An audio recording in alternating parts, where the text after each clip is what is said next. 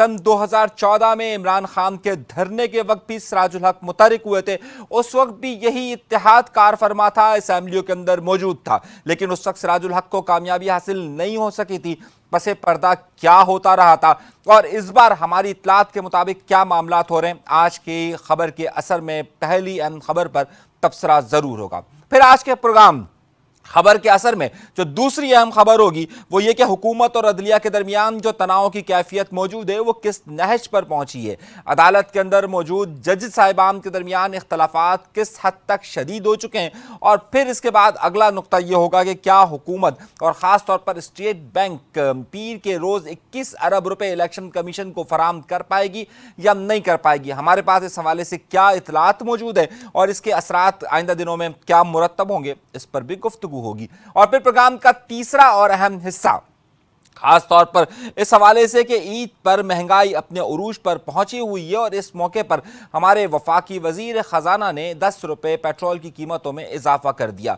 गरीब की कमर टूट चुकी है, लेकिन उस वक्त आज से 1 साल पहले जिस तरीके से मरियम नवाज साहिबा चिल्ला रही थी, आज क्यों नहीं चिल्ला रही है, इस पर भी गुफ्तगू होगी। और सऊदी अरब के नवाज शरीफ के दौरे में क्या क्या वाकयात रोनुमा हुए, ये भी आज की खबर का हिस्सा होंगे। खबर का असर क्या क्या होगा, इस पर भी बातचीत होगी। और फिर चौथी और अहम खबर इस बात पर होगी कि अली जैदी को जो गिरफ्तार किया गया है वो गिरफ्तारी सियासी गिरफ्तारी है या वाकई में फ्रॉड किया गया है। अली जैदी साहब, उससे पहले जब कराची में कारकुनान की गिरफ्तारी होती थी तो अली जैदी साहब का क्या स्टेटमेंट होता था, क्या बयान होता था, और अब यहां पर कराची में हलीम आदिल शेख, उसके बाद अरसलान ताज और उसके बाद अब अली जैदी की गिरफ्तारी। लेकिन तहरीक इंसाफ कोई बहुत बड़ा मुजाहरा लॉन्च क्यों नहीं कर पाई है, ये आज के प्रोग्राम की अहम खबर, चौथी खबर होगी।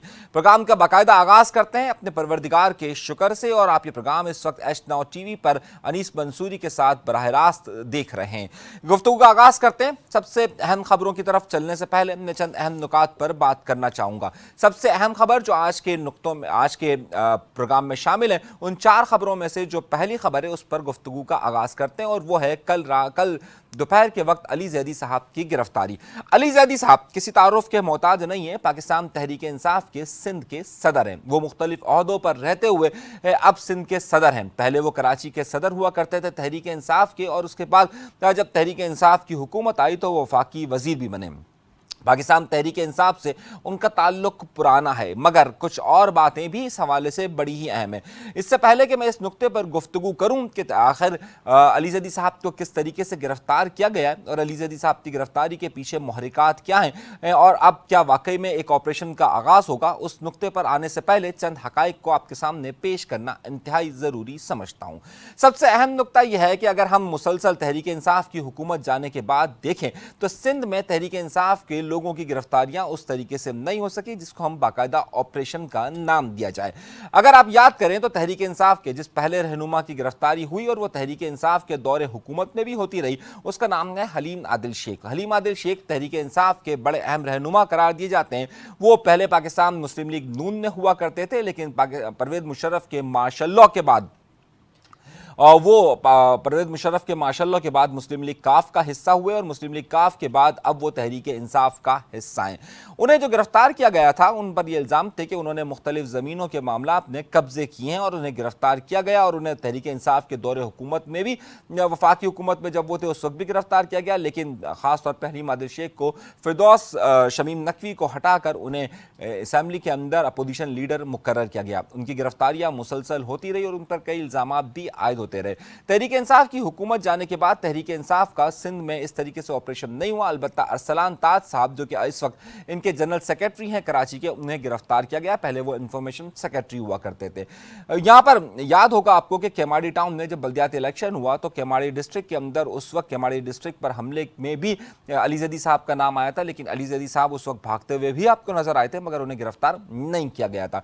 तो अब सवाल ये उठता है कि इस वक्त अली जैदी साहब को क्यों गिरफ्तार किया गया? क्या अली जैदी साहब के खिलाफ या पाकिस्तान तहरीक इंसाफ के खिलाफ कोई बड़ा ऑपरेशन लॉन्च हो रहा है या नहीं हो रहा है? एक तरफ आसिफ अली जरदारी और बिलावल भुट्टो साहब जो कि ख़ास तौर पर सिंध हुकूमत के रूहें रवां हैं, यानी कि पाकिस्तान पीपल्स पार्टी की हुकूमत सिंध में कायम है। लेकिन देखा यह गया है कि एक तरफ आसिफ अली जरदारी साहब उन्हें मुज़ाकरात की पेशकश करते हैं तहरीक इंसाफ की, और दूसरी तरफ यहाँ गिरफ्तारियाँ होती हैं। क्या ये गिरफ्तारियाँ सियासी है या कानूनी है, इस नुक्ते पर हम बात करेंगे और फिर हम इसके असरात पर भी गुफ्तगू करेंगे कि आखिर पसे पर्दा हुआ क्या है। अगर हम तहरीक इंसाफ के अगर इस नुक्ते को ले लेते हैं कि उनके खिलाफ बाकायदा ऑपरेशन का आगाज़ किया गया है, तो देखा यह जाता है कि क्या वाकई में अली जैदी के खिलाफ इसलिए गिरफ्तार किया गया है कि उन्हें उनके ऊपर ऑपरेशन किया गया है। इसके लिए सबसे पहला नुक्ता इस पर आते हैं कि आखिर उनके खिलाफ FIR क्या दर्ज की गई है। जो FIR उनके खिलाफ दर्ज की गई है वो फजल इलाही साहब ने दर्ज की, और फजल इलाही साहब का और इनका ताल्लुक खास तौर पर जो अली जैदी साहब है इनका ताल्लुक कोई 15 साल पुराना है। सन 2013 में जो तफसीलात दर्ज की गई है FIR में, उसके मुताबिक सन 2013 में एक प्लॉट ख़रीदा गया, और प्लॉट फजल इलाही साहब ने ख़रीदा, और वो ख़रीदा है अली जैदी साहब से। उसके कागजात जाली निकले हैं, 17 करोड़ रुपए का ये घपला सामने आया है। मगर पहला सवाल ये उठता है कि आखिर फजल इलाही साहब ने इतने अरसे में ये FIR दर्ज क्यों नहीं की। जब हमने इस हवाले से रब्ता किया तो उन्होंने कहा कि मेरी क्योंकि मुसलसल बातचीत इनसे चल रही थी, इस वजह से मैंने अभी तक FIR दर्ज नहीं की गई थी। अच्छा चलिए, ये इस बात को नुक्ते को मान लिया जाता है कि फजल इलाही साहब की बातचीत चल रही थी और उसके बाद उन्होंने FIR दर्ज नहीं करवाई थी, लेकिन अब उन्होंने FIR दर्ज करवाई।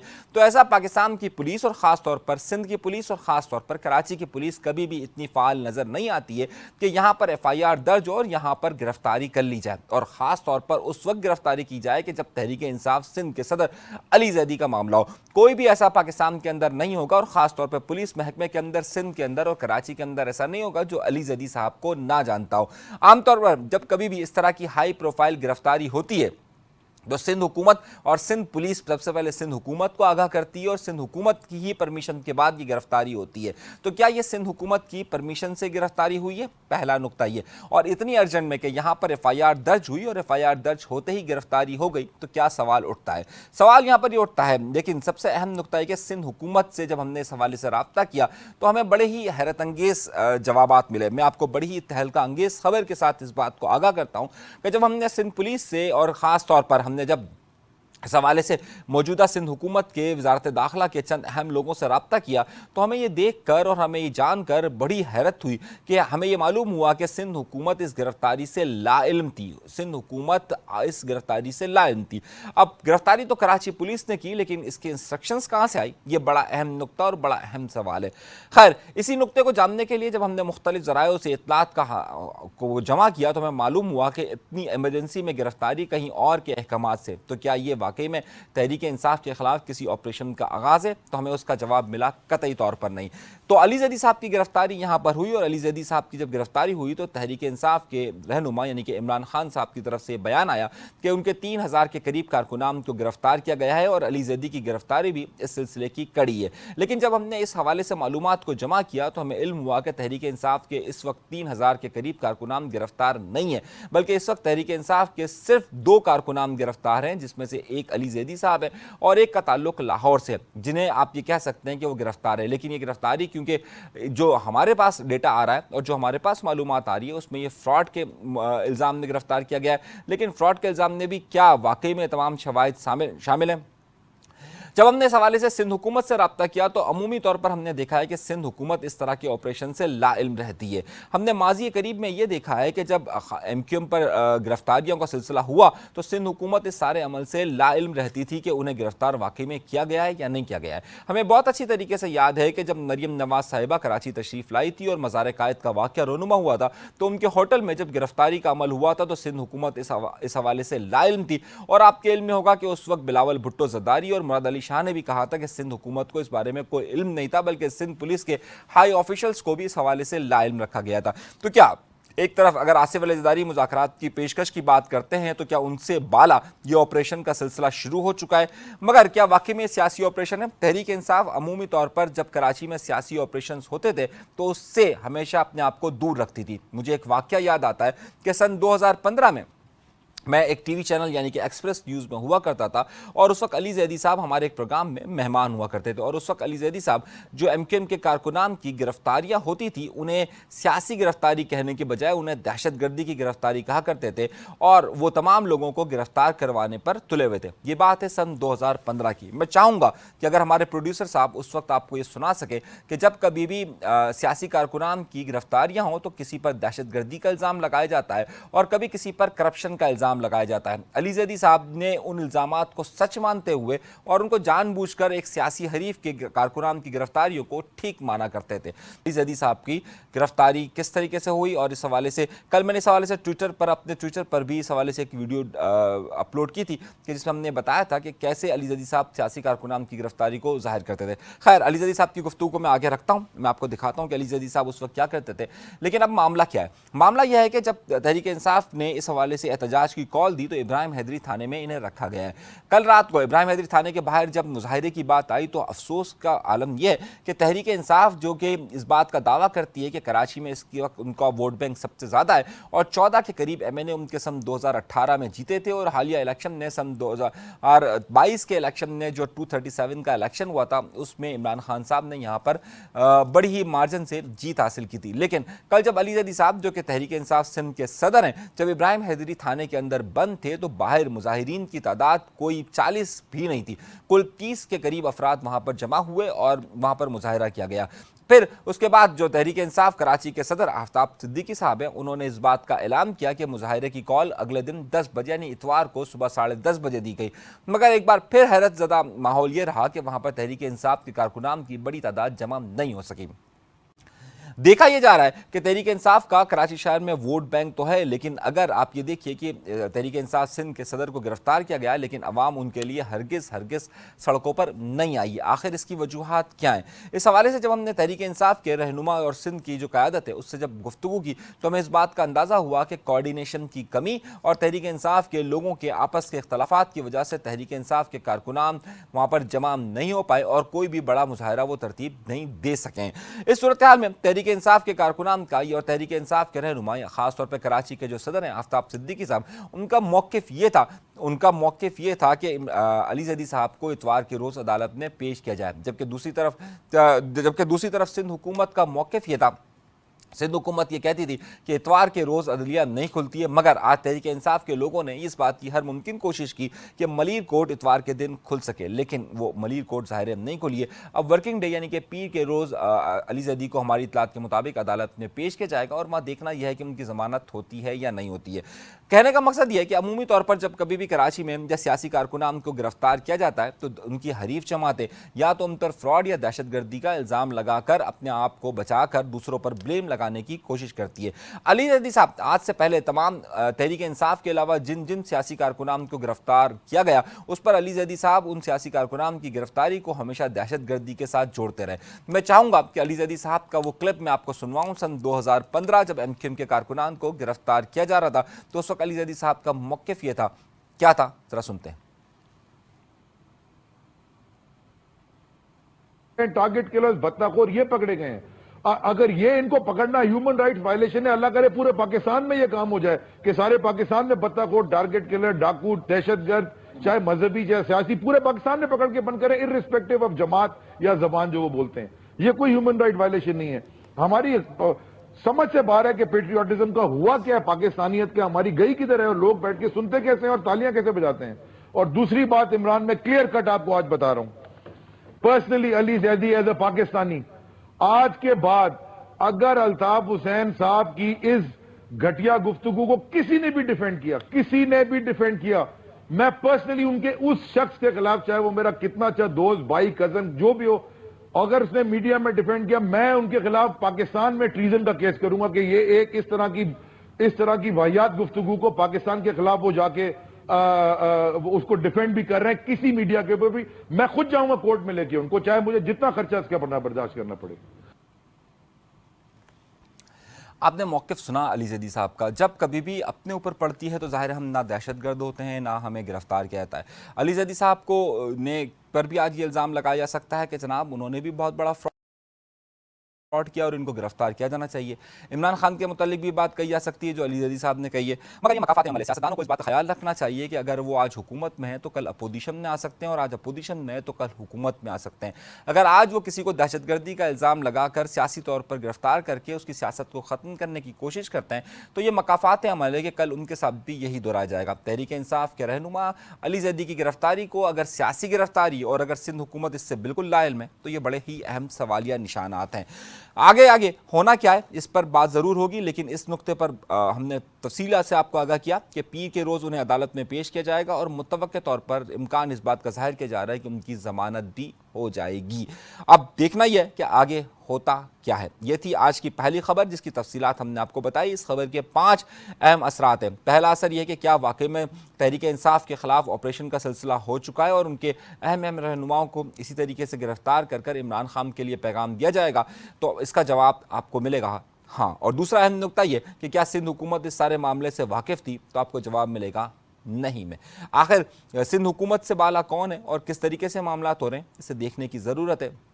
और हमें अच्छी तरीके से याद है कि जब कभी भी इस तरह के मामलात माजी में होते रहें और जब सियासी जमातें आपस में किसी नतीजे पर पहुंचने की कोशिश करती रही हैं, तो नादीदा कुव्वतों ने हमेशा ये कोशिश की है कि यह अमल सबूताज किया जाए। अगर यह अमल सबूताज होता है तो फिर भी सवालिया निशान खड़ा होगा। यहाँ पर लेंगे एक छोटा सा ब्रेक, लेकिन ब्रेक से पहले मैं आपको ये बताता चलूँ कि जो 4 अहम खबरें हैं उस पर हमारी गुफ्तगू होगी। हमने जो सबसे पहली गुफ्तगू की है वो की है हमने अली जैदी साहब की गिरफ्तारी पर, हमने इसके महरिकात पर बात की है, हमने अली जैदी साहब के सियासी नुक्ता नज़र पर बात की और हमने ये बात की कि अली जैदी साहब पहले माजी में सियासी कारकुनान की गिरफ्तारी को दहशतगर्दी के साथ जोड़ते रहे। क्या आज उनकी गिरफ्तारी को फ्रॉड के साथ जोड़ा जाए या फिर इसे एक सियासी ऑपरेशन का नाम देकर इसे पसे पुष्ट डालकर इस बात का ऐलान किया जाए कि जनाब वाला किसी तौर पर भी सियासी कारकुनान की गिरफ्तारियां नहीं होनी चाहिए और उन्हें बिल्कुल ही नाजायज़ मुकदमात में फंसा कर अपने सियासी गोल्स को हासिल नहीं करना चाहिए। आज की पहली खबर थी। उसके बाद हम जरा सी हेडलाइंस पर निगाह रखते हैं और हेडलाइंस पर निगाह रखने के बाद हम दोबारा से अपने प्रोग्राम का अगली खबर की तरफ जाएंगे। आज की हमारी जो पहली और अहम खबर थी वो ये थी कि सिराजुल हक साहब को एक बार फिर सरगर्म नजर आते हैं। सन 2014 में भी वो सरगर्म थे जब तहरीक इंसाफ ने धरने की कॉल दी थी। उस वक्त भी सिराजुल हक हुकूमत और इमरान खान के दरमियान मुज़ाकरात के लिए आगे आगे की तरफ बढ़ रहे थे, मगर ये मुज़ाकरात नाकाम हुए थे और इस नाकाम होने की वजूहात क्या थी इस पर भी हमारी गुफ्तगू होगी। और फिर दूसरी बड़ी खबर यह थी कि हुकूमत और अदलिया के दरमियान जो इस वक्त मामला चल रहा है, आज राजा परवेज अशरफ साहब ने जो बयानात दिए और उसके साथ साथ क्या 21 अरब रुपए स्टेट बैंक हुकूमत को अदलिया को फराम कर देगी और अदलिया क्या इसे इलेक्शन कमीशन को देने के बाद 14 मई को इलेक्शन करवा सकेगी या नहीं करवा सकेगी। और तीसरा अहम नुकता यह था कि महंगाई की शरह में तेज़ी के साथ इजाफा, ईद के करीब आते ही 10 रुपये पेट्रोलियम मसनूआत पर इजाफा और उसके साथ साथ इसहाक डार साहब का सऊदिया रवाना होना। मरियम नवाज साहिबा इस हवाले से क्या कहती थी, इन तमाम अहम मौज़ूआत पर गुफ्तगू होगी। और फिर चौथी अहम खबर अली जैदी साहब की गिरफ्तारी पर हम तफसील के साथ बात कर चुके हैं। चलते हैं हम अपनी दूसरी और अहम खबर की तरफ और वो है ईद पर महंगाई का तूफान और 10 रुपए के इजाफा। इससे पहले कि मैं आपको उस तरफ लेके जाऊं कि आखिर इस 10 रुपए क्यों इजाफा किया गया है, मुझे याद आता है कि सन 2018 के बाद जब कभी भी इमरान खान की हुकूमत पेट्रोलियम मसनूआत की कीमतों में इजाफा करती थी तो मरियम नवाज साहिबा चिल्ला चिल्ला कर कहती थी कि अवाम का जीना दोबर हो चुका है। मुझे अच्छी तरीके से याद है कि किस तरीके से फरवरी के महीने में जो बिलावल भुट्टो जरदारी साहब हैं, सन 2022 फरवरी के महीने में बिलावल भुट्टो जरदारी साहब ने महंगाई के खिलाफ एक बाकायदा लॉन्ग मार्च का कराची से आगाज़ किया, जो कि इस्लामाबाद में 8 मार्च को उस वक्त ख़त्म हुआ कि जब तहरीक अदम एतमाद को पेश किया गया। बिलावल भुट्टो जरदारी हो या मरियम नवाज साहिबा हो, हमेशा से तहरीक इंसाफ के दौरे हुकूमत में महंगाई पर चिल्लाते रहे, मगर इस वक्त PDM की हुकूमत है और इस वक्त इसहाक डार साहब वजीर ख़जाना है, जिनका दावा यह था कि वो महंगाई की शरह में कमी कर देंगे, पेट्रोलियम मसनूआत की कीमतों को 200 रुपये से कम कर देंगी और फिर उनका दावा ये वाज़े तौर पर था कि वो हर सूरत में डॉलर की कीमत को 200 के करीब करीब लेकर आएंगे, मगर वो वादा ही किया जो वफा हो सके और इसहाक डार साहब कभी भी इस वादे को वफा नहीं कर सके। ख़ास तौर पर गुज़िश्ता एक हफ्ते के दौरान आप बड़ी तेज़ी के साथ देखिए तो डॉलर की कीमत में इजाफा हुआ है और डॉलर आज 290 के करीब करीब पहुँच चुका है, जबकि पेट्रोलियम मसनूआत की कीमतों में कमी होनी चाहिए। आलमी मार्केट में सऊदीया और ईरान के दरमियान ताल्लुकात बेहतर होने के बाद पेट्रोलियम मसनूआत की कीमतों में कमी रोनुमा हुई है और ये कमी इस हद तक हो चुकी है कि अब यह कहा जा रहा है कि पेट्रोलियम मसनूआत की कीमतें तारीख की मजीद कम तरीन सतह पर अगले चंद माह के दौरान मौजूद होगी। जैसे जैसे गर्मियां बढ़ती जाएगी वैसे वैसे पेट्रोलियम मसनूआत की मांग में कमी होना शुरू होती है और आलमी सतह पर यह देखा गया है कि उसके साथ ही पेट्रोलियम मसनूआत की कीमतों में कमी भी होती है। मगर पाकिस्तान के अंदर पेट्रोलियम मसनूआत की कीमतों में मजीद इजाफा होता जा रहा है और ईद से चंद रोज पहले इस वक्त महंगाई की शरह 47.5% हो चुकी है। ऐसे में कि जब सिर्फ ईद में 5 दिन रह गए हैं, पेट्रोलियम मसनूआत की कीमतों में 10 रुपए का इजाफा कर कर फिर महंगाई की शरह में इजाफा कर दिया गया है। जैसे ही गुज़िश्ता रात को पेट्रोलियम मसनूआत की कीमतों में 10 रुपए का इजाफा किया गया है, उसके साथ ही ज़रूरी अशिया की जितनी भी चीज़ें उसमें 2 से लेकर 12% तक 12% तक इजाफा हो चुका है। सिर्फ एक दिन के अंदर एक बार फिर महंगाई की शरह में तेज़ी आई है। ईद से 5 दिन पहले वो गरीब लोग के जो कि ख़रीदारी करना चाहते थे उनके लिए फिर एक बोझ डाल दिया गया है। मैं बात यही कर रहा था, बात यहीं पर थी कि जब हम अपोजिशन में होते हैं तो क्या दावा करते हैं। मुझे एक बात याद आई कि मरियम नवाज साहिबा तारीख के झरोकों में अगर जाकर देखिए तो कि जब इमरान खान का दौरे हुकूमत था और पेट्रोल 180 रुपए के करीब पहुंचा था तो मरियम नवाज साहिबा ने क्या धुआंधार तकरीर की थी, आपकी नज़र करते हैं और उसके बाद हम बात को आगे बढ़ाते हैं। सुनिए मरियम नवाज साहिबा इमरान खान के दौरे हुकूमत में क्या फरमाती थी। ईद की आमद है, सिर्फ आज पेट्रोल की कीमत तारीख की 73 साल की बुलंद तरीन सतह पे 118 रुपए फी लीटर। अब मुझे ये बताओ कि जो लोग अपने मोटरसाइकिल्स में, अपनी गाड़ियों में, अपनी सवारी में, सुना आपने मरियम नवाज साहिबा क्या फरमाती थी। वो कहती थी कि गरीबों पर जुल्म हो चुका है और वही मरियम नवाज साहिबा इस वक्त के जबकि जुल्म बर्बरियत की इंतहा कर दी गई है पाकिस्तान की आवाम पर, तो मोहतरमा मरियम नवाज साहिबा अपने ख़ानदान के साथ और साबिक वज़ीर आज़म नवाज शरीफ के साथ और उसी वज़ीर ख़जाना इसहाक डार के साथ इस वक्त सऊदी अरब में उम्रे की अदायगी कर रही थी। यानी कि जब पाकिस्तान की आवाम पर इस वक्त महंगाई का बोझ डाल दिया गया, उनके पास से रोटी तक छीन ली गई है और यहाँ तक कि ईद से चंद दिन पहले उनके पास से ये सहूलत भी छीन ली गई है कि वो ईद के दिन मिठाई ले जा सकते हैं या नहीं ले सकते। लेकिन बहरहाल हमारी अशराफिया इस वक्त उम्रे की सआदत हासिल करने में मसरूफ़ है। ये सआदत हासिल कर रहे हैं या फिर एक PR कैंपेन, अलबत्ता कुछ भी हो, मगर पाकिस्तान की आवाम इस वक्त किस तरीके से अपना दामन उठा उठा कर बद्दुआएँ दे रही हैं यह आप सबके सामने मौजूद है। लेकिन सवाल ये बनता है कि क्या ये 10 रुपए की जो कीमत बढ़ाई गई है ये IMF के कहने पर बढ़ाई गई है या फिर ये पेट्रोलियम मसनूआत की कीमतें आलमी मार्केट में बढ़ी हैं इस वजह से बढ़ाई गई हैं, या फिर तीसरा नुक्ता यह है कि क्या डॉलर की कीमतें बढ़ने की वजह से बढ़ाई गई हैं। आइए इन तीनों अहम सवालात के जवाब देते हैं। जहां हमने सियासी बयानात इस पर आपको बता दिए उसी तरीके पर हम टेक्निकल जवाब भी बताते हैं। सबसे पहला शक ये जाहिर किया जा रहा है कि आखिर पेट्रोलियम मसनूआत की कीमतें 10 रुपये बढ़ी क्यों हैं। गुज़िश्ता चंद दिनों के अंदर डॉलर की कीमत में इजाफा हुआ है और डॉलर की कीमत में इजाफे की वजह से ख़ास तौर पर इस पर पेट्रोलियम मसनूआत की खरीद में फ़र्क आया। अगर ये बात कही जाती थी, मुसद्दिक मलिक साहब जो कि वफाकी वज़ीर पेट्रोलियम है, उन्होंने गुज़िश्ता दिनों ये बात का ऐलान किया था कि इस महीने के आखिर में रूस से हमें 30% कम कीमत पर पेट्रोलियम मसनूआत मिल जाएगी, मगर यह वादा वफा नहीं हो सका और पाकिस्तान को 30% कमी पर अभी तक रूस से पेट्रोलियम जो रॉ पेट्रोल है वो अभी तक नहीं मिल सका है। पहली रीज़न इसकी सबसे बड़ी ये बताई जा रही है, जो हमने स्टेट बैंक से और दीगर लोगों से मालूमात हासिल की है उसके मुताबिक हमें ये इत्तलात दी जा रही हैं कि जो आलमी मार्केट है उसमें पेट्रोलियम मसनूआत की कीमतें स्टे की हुई है, सस्टेन की हुई है, वो ज़्यादा नहीं बढ़ी है। लेकिन एक सबसे बड़ा मसला यह है कि हमारे पास इस वक्त डॉलर की कीमतें बढ़ रही है। पाकिस्तान में तेज़ी के साथ डॉलर के ज़खायर कम हुए हैं। पाकिस्तान को अब तक IMF से तो कीमतें नहीं, IMF से रकम नहीं मिली है। अलबत्ता जो सऊदी अरब ने 2 अरब डॉलर का वादा किया था वो भी अभी तक पाकिस्तान के अकाउंट में नहीं पहुँचे, जिसकी वजह से इस वक्त भी LCR नहीं खुल रही और LCR ना खुलने की वजह से पाकिस्तान ने एक बहुत ज़्यादा प्रेशर पाया जाता है, जिसकी वजह से पेट्रोलियम मसनूआत की कीमतें में इस डॉलर के दबाव की वजह से कुछ इजाफा हुआ है। दूसरी बात, क्या IMF ने पेट्रोलियम मसनूआत की कीमतों में इजाफे का कहा है? तो जब हमने इस हवाले से तहकीकात की तो हमें ये बात सामने आई है कि दर हकीकत पेट्रोलियम मसनूआत में जितनी टैक्सेस का जिक्र IMF ने किया था वो टैक्सेस पाकिस्तान की मौजूदा हुकूमत पहले ही पाकिस्तान की आवाम पर डाल चुकी है और उसका बोझ पाकिस्तान की आवाम बर्दाश्त कर रही है। इस वक्त आलमी मार्केट के अंदर जो पेट्रोलियम मसनूआत की कीमत है वो $88 फ़ी बैरल है। अगर $88 फ़ी बैरल के हिसाब से देखा जाए तो इस वक्त और डॉलर की कीमत कीमत को देखा जाए तो पाकिस्तान में पेट्रोल की कीमत 116 रुपये फ़ी लीटर होनी चाहिए, लेकिन इस वक्त पाकिस्तान में पेट्रोल की कीमत 282 रुपये फ़ी लीटर है। तकरीबन 150 रुपये का फ़र्क आ रहा है। उस 150 रुपये में अगर हम तमाम जो डिस्टिलेशन का प्रोसेस होता है जिसमें हम पेट्रोल को साफ़ करते हैं, इस पूरे प्रोसेस की अगर 20 रुपये भी कीमत लगाएं तो उसके बाद भी तकरीबन 130 रुपये का फ़र्क बनता है। ये 130 रुपये में से सेल्स टैक्स और लेवी टैक्स को अगर आप शामिल करें तो ये तकरीबन पाकिस्तान की आवाम पर 100 रुपये के करीब बनता है। यानी कि पेट्रोलियम मसनूआत की जो कीमतें आप इस वक्त 282 रुपये के हिसाब से दे रहे हैं, उसमें 100 रुपये के करीब टैक्स है, जो कि IMF ने जो शराइत आप पर आयद की थी उस हवाले से पाकिस्तान की हुकूमत पहले ही डाल चुकी है।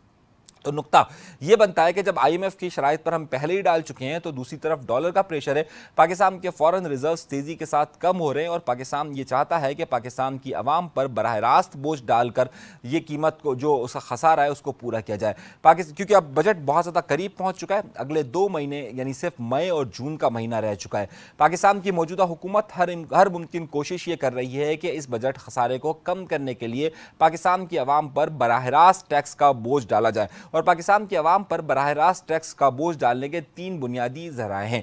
पहला जरिया पेट्रोलियम मसनूआत है जिस पर पाकिस्तान की आवाम पर बोझ डाला जा रहा है, और ये जो 10 रुपये का इजाफा किया गया है इसकी दर हकीकत वजह IMF नहीं है, बल्कि IMF की तो शराइत उन्होंने पहले ही पूरी कर दी है, लेकिन इन्हें क्योंकि बजट खसारा पूरा करना है तो इस बजट खसारे को पूरा करने के लिए हर सूरत में पाकिस्तान की आवाम पर बराह रास्त बोझ डाला जा रहा है। इसी तरीके से आपके लिए पाकिस्तान की आवाम के लिए अच्छी खबर बिल्कुल भी नहीं है कि बिजली की कीमतों में भी मजीद इजाफा कर दिया गया है, गैस की कीमतों में भी इजाफा कर दिया गया है। तो अब ये जो डायरेक्ट बराह रास्त जो यूटिलिटीज़ हैं उनकी कीमतों में इजाफा करके पाकिस्तान की मौजूदा हुकूमत खुद सऊदी अरब के अंदर मौजूद है, ख़ानदान के साथ छुट्टियां मनाई जा रही हैं, लेकिन पाकिस्तान की आवाम को इस अजाब में मजीद धकेलने की तरफ बढ़ा जा रहा है। बगैर किसी पॉलिसी और बगैर किसी हिकमत अमली के ये तमाम के तमाम फैसले किए जा रहे हैं। अब मामला यह है कि महंगाई की शरह इसी तरीके से बढ़ेगी और आइंदा दिनों के अंदर महंगाई में इजाफा होगा। हमारे पास जो इत्तलात आई हैं और स्टेट बैंक के ज़राए से और महकमा शुमारियात के मुताबिक हमने जो आदाद हासिल किए उसके मुताबिक मौजूदा हुकूमत के एक साल में जहाँ 47.5% महंगाई की शरह में इजाफा हुआ है, अगले हफ्ते में यानी ईद वाले हफ्ते में जो महकमा शुमारियात और स्टेट बैंक की तरफ से हमने जो एक प्रेडिक्शंस मिल रही हैं उसके मुताबिक पाकिस्तान में महंगाई की शरह तकरीबन 50% के करीब हो जाएगी। ये वो आदाद शुमार है जो इस पूरे खत्ते के अंदर यानी जनूबी एशिया के अंदर महंगाई की शरह के सबसे ज़्यादा रिकॉर्ड तोड़ देने वाले आदाद शुमार हैं। और आइंदा दिनों के अंदर ये सूरत हाल मजीद गंभीर होगी। अफगानिस्तान के अंदर भी अब तक 50% के करीब महंगाई की शरह में इजाफा नहीं हुआ। श्रीलंका जिसकी हम मिसाल देते हैं वहाँ पर भी महंगाई की शरह 47% तक रही है, जबकि 50% को नहीं छू सकी है। अगर मौजूदा हुकूमत की पॉलिसीज़ यही रहेगी तो ये शरह इसी तरीके से बढ़ेगी। मौजूदा हुकूमत हर मुमकिन कोशिश ये कर रही है कि किसी तरीके से ये सारा का सारा बोझ इमरान खान या आइंदा जो कोई भी हुकूमत बने उसके ऊपर डाल दिया जाए। क्या उसमें कामयाबी होगी या नहीं होगी, लेकिन पाकिस्तान की आवाम के लिए मुस्तकबिल करीब में कोई भी अच्छी खबर या अच्छी नवीद आती हुई महसूस नहीं हो रही है। यह है अब तक के आदाद शुमार। ये थी हमारी दूसरी और बड़ी खबर जिसको हमने तफसील के साथ आपको बताया कि आदाद शुमार इस वक्त क्या कह रहे हैं और इस वक्त मौजूदा हुकूमत क्या कह रही है और सियासी पॉइंट स्कोरिंग किस तरफ जा रही है। आइए एक बार फिर जरा सी अहम खबरों की तरफ निगाह दौड़ाते हैं और उसके बाद फिर कुछ तफसीलात आपकी खिदमत में पेश करूंगा। सबसे पहली खबर आज के प्रोग्राम का जो हिस्सा है वो सिराजुल हक की एंट्री है। सिराजुल हक क्या इस्टेब्लिशमेंट की मर्जी से इंटर हुए या नहीं हुए। फिर दूसरा नुकता ये कि जिस वक्त हुकूमत और अदलिया के दरमियान बहरान जो पाया जाता है उसमें स्टेट बैंक कल क्या 21 अरब रुपए देने में कामयाब हो सकेगा या नहीं हो सकेगा। तीसरी जो अहम कहानी थी यानी कि ईद पर जो महंगाई की शरह में बढ़ी है और 10 रुपये पेट्रोलियम मसनूआत की कीमतों में जो इजाफा हुआ है उसके पसे पर्दा महरिकात क्या हैं, हमने आपको तफसील के साथ वो पूरे महरिकात को बताया है। और फिर अली ज़ैदी साहब की गिरफ्तारी का भी मामला क्या हुआ है। परवेज़ मुशर्रफ के दौर के अख्ताम पर कादी हुसैन अहमद साहब से मुनव्वर हसन साहब जमात इस्लामी के अमीर मुकर्रर हुए और मुनव्वर हसन के बाद फिर अमीर मुकर्रर हुए सिराजुल हक साहब। सिराजुल हक साहब का जो अमीर मुकर्रर हुए उसी वक्त सिराजुल हक साहब के मुतल्लिक ये कहा जाता था कि जनाब वो बाकायदा बहुत ज़्यादा मामला फ़हम है। और यही वजह थी कि जब इस्टेब्लिशमेंट की मर्ज़ी और मंशा के मुताबिक सन 2013 में इमरान खान की हुकूमत खैबर पख्तूनख्वा में 2013 में बनी तो जमात इस्लामी उनकी इत्तेहादी थी। ये इत्तेहाद इनका 5 साल चला, लेकिन उसके बाद 2013 से लेकर 2018 तक चलने वाला ये इत्तेहाद आगे नहीं चल सका और जमात इस्लामी 2018 में उनसे अलग हो गई और 2013-18 में इमरान खान ने वफाक के अंदर हुकूमत तश्कील दी और खैबर पख्तूनख्वा में जमात इस्लामी के बगैर हुकूमत तश्कील दी। मगर हमारा जो बड़ा ही अहम नुक्ता था वो ये था कि जब सन 2014 में इमरान खान ने उस वक्त की हुकूमत यानी कि पाकिस्तान मुस्लिम लीग नून की हुकूमत के ख़िलाफ़ धरनों का आगाज़ किया और लॉन्ग मार्च की अपील की, तो उस वक्त वो लॉन्ग मार्च जब उनका लाहौर से इस्लामाबाद पहुंचा और इस्लामाबाद में उन्होंने धरने की शक्ल इख्तियार कर दी। 126 दिन तक चलने वाला ये धरना हर तौर पर तारीख़ी हैसियत रखता है, जहाँ पर इस धरने में बहुत सारे सालिस दरमियान में कूदे, लेकिन कहा यह जाता है कि जो इल्ज़ामात आयद किए गए वो इल्ज़ाम ये था कि उस वक्त की इस्टेब्लिशमेंट दर हकीकत इस पूरे धरने के मामले के पसे पर्दा थी।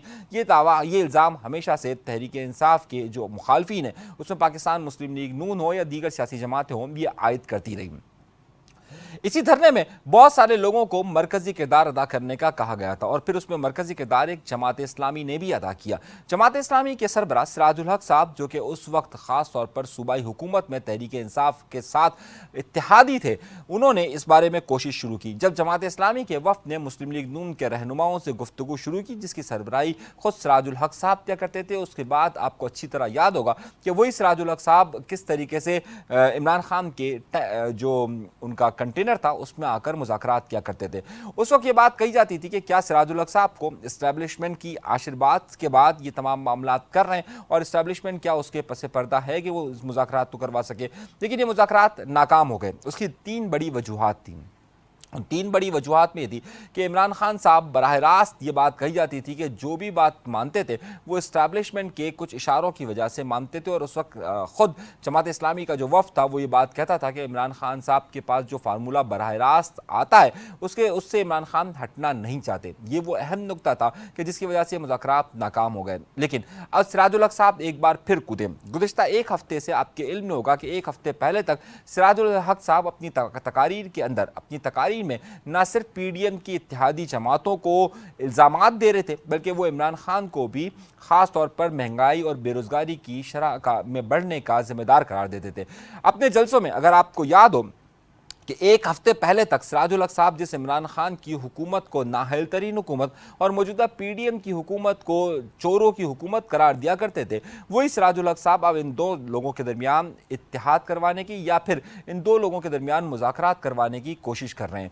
यहाँ पर वक्त बदलता किस तरीके से, ये भी बड़ा अहम है, मगर सवाल ये उठता है कि आखिर सिराजुल हक साहब ने खुद से ही ये कोशिश शुरू कर दी या फिर सिराजुल हक साहब के पीछे वो नादीदा कुव्वत है कि जो इन मुज़ाकरात को करवाना चाहती है। हमने आपको इस हवाले से अपने एक प्रोग्राम में बाज़ाब्ता तौर पर खबर दी थी कि हमारी इत्तलात के मुताबिक 2 हफ्ते पहले इन मुज़ाकरात का सिलसिला शुरू हो चुका था और ये मुज़ाकरात का सिलसिला जो शुरू हुआ था, उस मुज़ाकरात के सिलसिले में ये बात कही गई थी कि पाकिस्तान मुस्लिम लीग नून के चंद अहम रहनुमाओं की मुलाकात तहरीक इंसाफ के चंद अहम रहनुमाओं के साथ हुई है और उसमें इस बात पर तय हुआ है कि आइंदा इंतखाबात की तारीख को किस तरीके से तय किया जाए। उसके बाद बिलावल भुट्टो जरदारी साहब ने असम्बली में खिताब करते हुए इस बात का अंदिया दिया कि मुज़ाकरात होने चाहिए और गुज़िश्ता दिनों आसिफ अली जरदारी साहब ने इस बात का अंदिया दिया कि मुज़ाकरात होने चाहिए।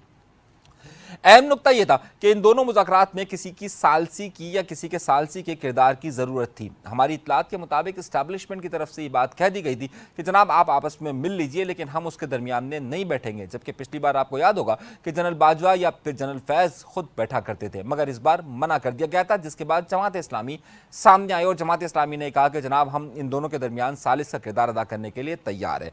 सवाल वही 2 उठते हैं, क्या जमात इस्लामी इस्टेब्लिशमेंट की मर्जी और मंशा से यहाँ पर सामने आई है और सालिस का किरदार अदा कर रही है, क्योंकि दोनों तरफ से गारंटीज मांगी जाएगी। मैं आपको इस हवाले से बड़ी अहम बात बता रहा हूँ और बड़ी अहम खबर आपको दे रहा हूँ। गारंटीज इस हवाले से दी जाएगी कि तहरीक पाकिस्तान मुस्लिम लीग नून किसी भी सूरत पर इमरान खान की बात पर यकीन करने के लिए तैयार नहीं है और उसकी वजह यह है कि उनका ख्याल यह है कि इमरान खान बार बार अपनी बात से मुकर जाते हैं, इसलिए इमरान खान पर एतबार नहीं किया जा सकता। जबकि इमरान खान का कहना यह है कि उन्हें पीडीएम पर एतबार नहीं है और जाहिर है उन्हें इस बात पर एतबार है कि अगर कोई बड़ी ताकत अगर साथ बैठकर अगर बातचीत करवाए, अगर गारंटी दे और ख़ास तौर पर इस्टेब्लिशमेंट अगर गारंटी दे, तो फिर उस सूरत हाल में इमरान खान भी बातचीत के लिए तैयार नजर आते हैं। तो क्या सवाल ये उठता है कि दोनों तरफ से जामिन कौन होगा? क्या जमात इस्लामी के सरबराह कादी जो सिराजुल हक साहब है उनकी ज़मानत को या उनकी सालसी के किरदार को तस्लीम कर लिया जाएगा या फिर जमात इस्लामी के सरबराह सिराजुल हक साहब इस्टेब्लिशमेंट की तरफ से मर्जी और मंशा से यहाँ पर आए? ये वो सवाल है जिसकी तलाश है। अब इस तलाश में जब आज सिराजुल हक साहब से इस बारे में सवाल पूछा गया कि क्या वो इस्टेब्लिशमेंट की मर्जी और मंशा से किरदार अदा कर रहे हैं, तो उन्होंने इससे कतई तौर पर इनकार करते हुए कहा कि नहीं, वो इस्टेब्लिशमेंट की मर्जी से ये काम नहीं कर रहे। अब सवाल ये उठता है कि सन 2014 का तजर्बा सिराजुल हक साहब के पास है और 2014 में भी ये हुकूमत थी, यानी कि नवाज शरीफ साहब की हुकूमत थी, आज भी नवाज शरीफ साहब की हुकूमत है। 2014 में फ़र्क ये था कि इस वक्त सिराजुल हक साहब इमरान खान के इत्तेहादी थे, लेकिन इमरान खान उनकी बात मानने के लिए तैयार नहीं थे। तो अब सवाल ये उठता है कि सन 2014 में ऐसी कौन सी बात हो जाएगी कि जिसकी बुनियाद 2014 से 2023 में वो कौन सी बात हो जाएगी कि सिराजुल हक साहब को ज़ामीन के तौर पर तस्लीम कर लिया जाएगा। हमारी इतलात के मुताबिक ये कि इस बारे में गारंटी शायद पाकिस्तान की नादीदा क़ुव्वतें फराहम करने के लिए तैयार है। तो सवाल ये उठता है कि क्या इमरान खान साहब जो इस बात का इसरार कर रहे हैं कि मई के अंदर 2 इलेक्शन यानी कि खैबर पख्तूनख्वा और पंजाब के इलेक्शन हो जाएँ और उसके बाद वफाक के इलेक्शन हो, क्या इमरान खान उसके लिए राज़ी हो जाएंगे कि तमाम यानी कि कौमी असम्बली की और सूबाई असम्बली के इलेक्शन एक साथ हों। इतलात ये मिल रही हैं, जो इतलात हम तक पहुंच रही है और जिस इतलात का मामला है कि ये बात कही जा रही है कि जिसकी तरफ सिराजुल हक साहब ने भी इशारा किया कि वो इमरान खान को इस बारे में राज़ी कर रहे हैं कि इमरान खान मई में इलेक्शन करवाने के बजाय इस अमल को आगे की तरफ बढ़ाएं और ये इलेक्शन अगस्त की तरफ हो और जो हुकूमत अक्टूबर में इलेक्शन का कह रही है वो भी अगस्त में इलेक्शन के लिए तैयार हो जाए। अब सूरत हाल क्या सामने आ रही है वो हम आपको खबर देते हैं और ख़बर को हम आगे की तरफ लेकर चलते हैं। पाकिस्तान में जब कभी भी इलेक्शन कमीशन किसी की तारीख देता है तो उसके लिए 90 दिन का वक्त मुकर्रर होता है और या 60 दिन का वक्त मुकर्रर होता है। अगर ये अप्रैल का महीना ख़त्म हो चुका है, ईद उल फितर के बाद अप्रैल का महीना तकरीबन ख़त्म इख्तिताम पर होगा और उस वक्त अगर मुज़ाकरात होते हैं और 3 महीने का टाइम दिया जाता है तो मई, जून, जुलाई यानी कि अगर मई के आखिर में टाइम दिया जाता है तो इलेक्शन अगस्त में शिफ्ट हो जाएंगे और अगर इलेक्शन अगस्त में शिफ्ट होते हैं तो ये वही वक्त होगा कि जब असम्बलियाँ अपनी मुद्दत पूरी कर रही होंगी। इसके लिए न सिर्फ नवाज शरीफ साहब राज़ी हैं बल्कि आसिफ अली ज़रदारी भी राज़ी हैं और इमरान खान भी राज़ी हैं। मगर मामला इस बात पर अटका हुआ है कि आखिर भरोसा किस पर किया जाए। साद रफ़ीक साहब इसमें अहम मुज़ाकराती टीम में किरदार अदा कर रहे हैं और पाकिस्तान मुस्लिम लीग नून की तरफ से साद रफ़ीक और अयाज सादिक साहब होंगे, जबकि तहरीक इंसाफ की तरफ से ख़ास तौर पर जो मुज़ाकराती टीम बनी है उसमें शाह महमूद कुरैशी भी अहम फैक्टर के तौर पर सामने आएंगे। जो पाकिस्तान पीपल्स पार्टी है उनकी तरफ से कमरुज़्ज़मा कायरा और नवीद कमर साहब, ये 2 लोग जो है और यूसुफ रज़ा गिलानी, ये 3 लोग अहम किरदार अदा करने जा रहे हैं। ये जो रुकनी टीम बन रही है ये टीम आइंदा दिनों के अंदर फैसला करेगी कि ये मामला किस तरफ जाने हैं। तो क्या इमरान खान राजी हो गए हैं कि वो ये बात कहे कि जनाब मई में इलेक्शन नहीं होंगे? बिल्कुल राजी हो चुके हैं, लेकिन इमरान खान साहब की गारंटी कौन देगा ये बड़ा सवाल है। क्या सिराजुल हक साहब इमरान खान की गारंटी देने के लिए तैयार है? क्योंकि 25 मई सन 2022 को भी इमरान खान को मुज़ाकरात के लिए तैयार कर दिया गया था, लेकिन इमरान खान ऐन मौके पर मुकर गए थे और उसके बाद PDM का इत्तेहाद भी पीछे हट गया था। अब ये मामला किस तरफ जाएगा ये बड़ी अहम नुकता है। लेकिन आपने पिछले दिनों 2 बयानात बहुत अहम सुने होंगे। मौलाना फजल रहमान साहब ने इस बारे में वाज़ेह तौर पर यह बयान दिया कि वो किसी सूरत पर भी इसको तस्लीम करने के लिए तैयार नहीं है। मौलाना फजल रहमान साहब ने एक बहुत ही ख़ास इशारा दिया। मौलाना फजल रहमान साहब ने इस बात का अंदिया दिया कि सन 2020 में जब वो धरने पर आए थे तो उस वक्त बाकायदा इस्टेब्लिशमेंट ने उनकी मर्जी और मंशा से ये कहा था कि हम हुकूमत को ख़त्म कर देंगे। इस हवाले से फवाद चौधरी ने आज एक बयान दिया है, ज़रा उसको सुनते हैं और फिर हम अपनी खबर को आगे की तरफ बढ़ाते हैं कि जब क्या मौलाना फजल रहमान साहब राजी हो जाएंगे और इस हवाले से फवाद चौधरी साहब ने क्या कहा है। क्या हम फवाद चौधरी साहब के अहम बयान को सुनते हैं, आइए देखते हैं फवाद चौधरी ने क्या कहा था। वादा किया गया था जनरल बाजवा साहब की तरफ से, जनरल फैज साहब की तरफ से धरने में कि वो इमरान खान का तख्ता उलट देंगे, यानी नए इलेक्शन की तरफ जो हैं वो जाएंगे। अब ये बड़ा संगीन एलिगेशन है, इस तरह की बातें मीडिया में आ तो रही थी, ये गुफ्तगू आ तो रही थी मीडिया में कि जो धरना दिया गया था फजलुर रहमान की तरफ से उसको इस्टेब्लिशमेंट की बैकिंग हासिल थी। इसी तरह से जो TLP के धरने हैं उनको इस्टेब्लिशमेंट की बैकिंग हासिल थी। लेकिन अब फजलुर रहमान की तरफ से ये इंकशाफ होना बड़ी अहमियत का हामिल है और मैं ये समझता हूँ कि इसके ऊपर अब तहकीकात की ज़रूरत है।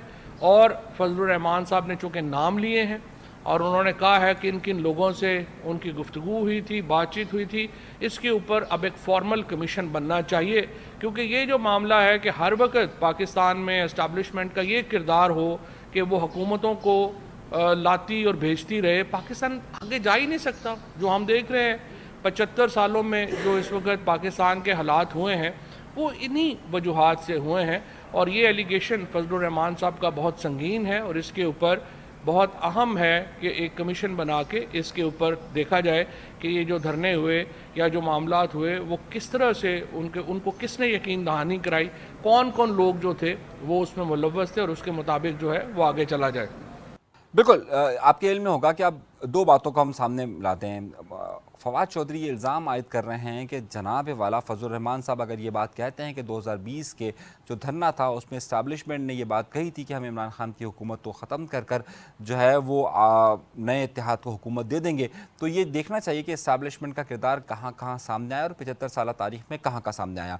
इमरान खान का जो 2014 का धरना था और उस वक्त सिराजुल हक साहब जो किरदार अदा कर रहे थे, उसके पीछे भी उस वक्त का इत्तेहाद इस बात का इल्ज़ाम आयद करता है कि उस वक्त जो इस्टेब्लिशमेंट थी वो उसके पसे पर्दा थी।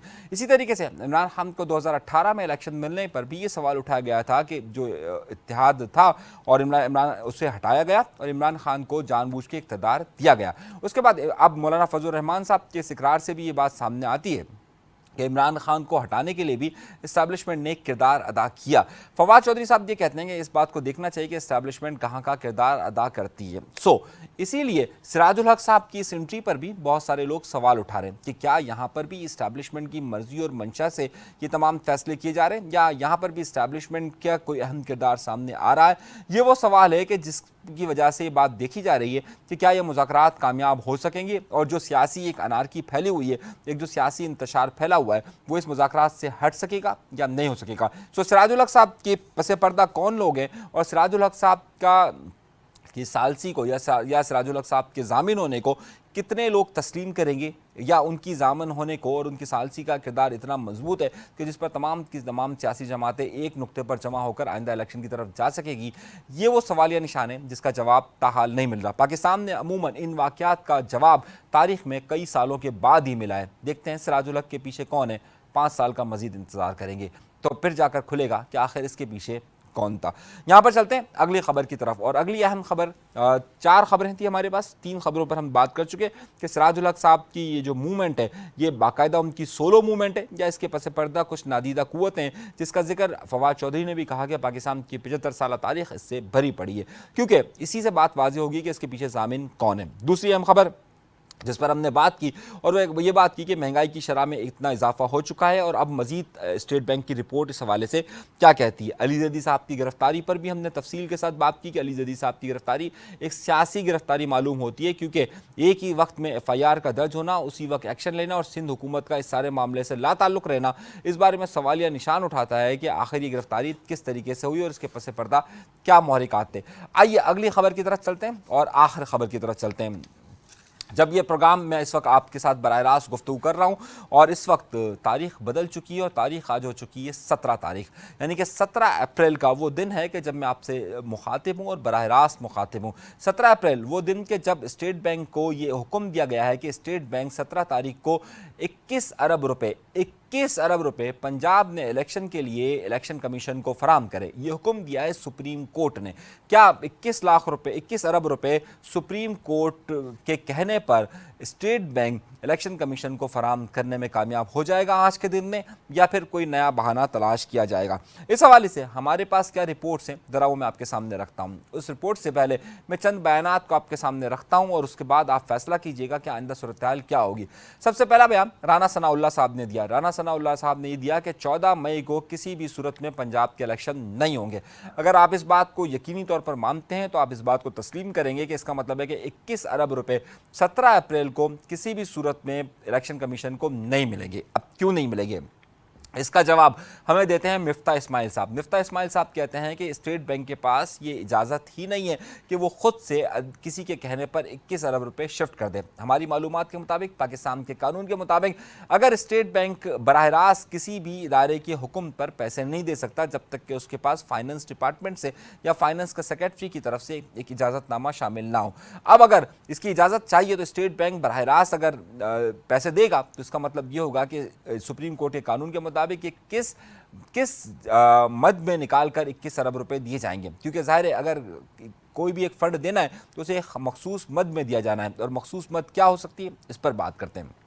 मिफ्ता इस्माइल साहब इस हवाले से वाज़ेह तौर पर ये कहते हैं कि भाई ये इख्तियार तो किसी डिपार्टमेंट के या किसी भी महकमे में, फाइनेंस डिपार्टमेंट में बराह रास्त नहीं होता है कि वो 21 अरब रुपए किसी को बजट को दे सके। हैरतअंगेज़ तौर पर आज जो ऐलान सामने आया है उसमें ये बात का कहा गया है कि पाकिस्तान की मौजूदा हुकूमत ने तरक्याती बजट में तकरीबन 161 अरब रुपए का आज मज़ीद इजाफा किया और 161 अरब रुपए तकरीबन तरक्याती बजट में सर्फ हो रहे हैं। यानी कि पिछली बार के हिसाब से, अगर पिछली छमाही के हिसाब से देखा जाए तो तकरीबन 15% के करीब जो है वो तरक्याती बजट में इजाफा किया गया है, मगर 21 अरब रुपए उन्होंने मुख्तस नहीं किए और जो सरप्लस बजट का और यानी कि सप्लीमेंट्री बजट का जो पेश किया गया था असेंबली में उसे मुस्तरद कर दिया गया।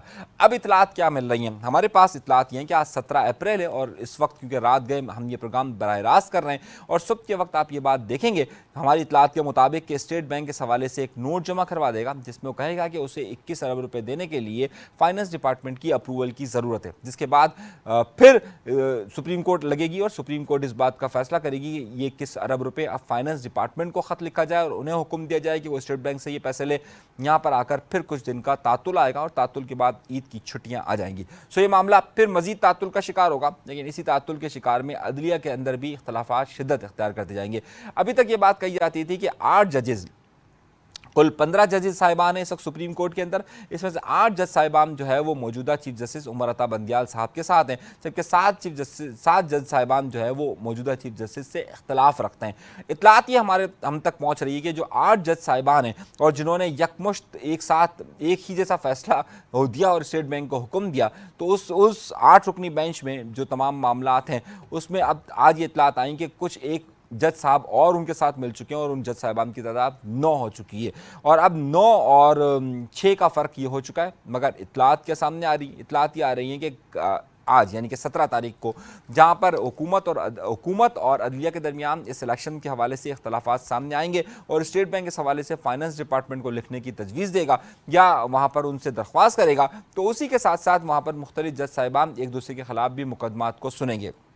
इतलात ये आ रही हैं कि जस्टिस काजी फ़ायद ईसा के हवाले से भी एक मुकदमे को दोबारा से सुनने की तैयारी की जा रही है और उसमें बड़ी अहम पेशरफ्त हुई है। कोर्ट नंबर 2 के अंदर जो फैसले होंगे उसे भी देखने की ज़रूरत है। जो अदलिया के अंदर बहरान जारी है उसमें 21 अरब रुपये फराहम नहीं किए जा सकेंगे स्टेट बैंक की तरफ से। हमारे पास जो इतलात मौसूल हो रही है और स्टेट बैंक के हवाले से फाइनेंस डिपार्टमेंट को से कहने का कहेगा और उसके बाद देखना है कि अदलिया इस हवाले से क्या हुक्म सादिर करती है।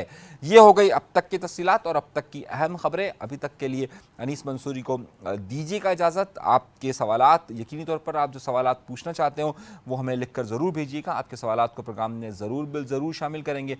अभी तक के लिए इजाज़त दीजिए अनीस मंसूरी को। आपने अगर एच नाउ टीवी आप यकीनी तौर पर सेटेलाइट में देख रहे होंगे और अगर आप सोशल मीडिया में देख रहे हैं तो हमें सब्सक्राइब और फॉलो ज़रूर कीजिएगा। अनीस मंसूरी को प्रोग्राम खबर के असर के साथ एच नाउ टीवी से इजाज़त दीजिए। अल्लाह ने के बाद।